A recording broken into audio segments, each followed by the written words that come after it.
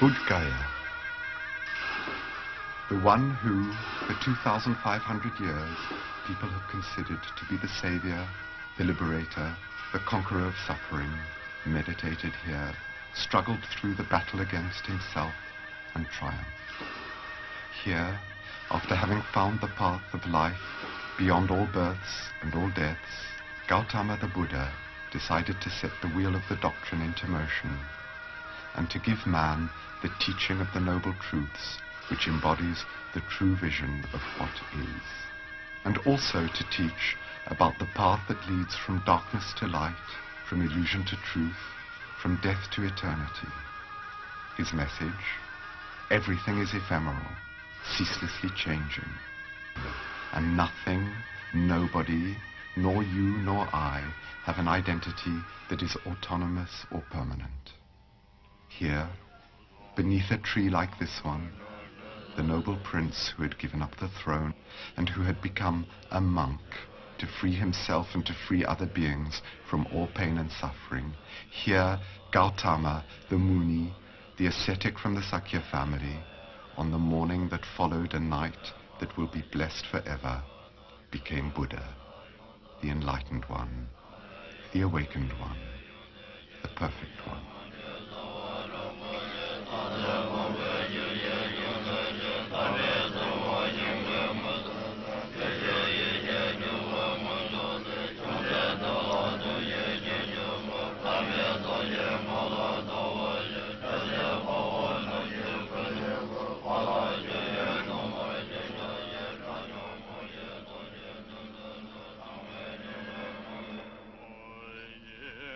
Beyond the Dalai Lama's two masters, beyond these two important dignitaries of the Tibetan Buddhist sect of the Yellow Hats, these prosternations and offerings are addressed to the eternal body of the Buddha.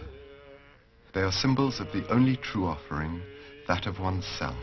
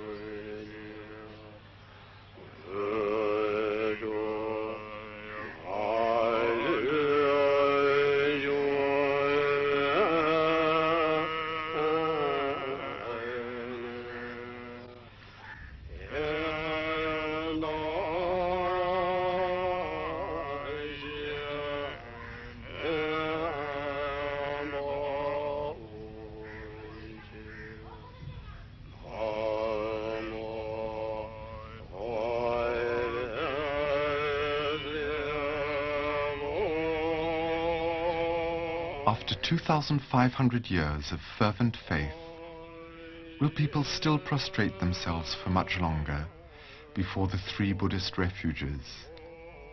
The Buddha, the teaching, the way of right living, and the Sangha, the communion of sages and the faithful.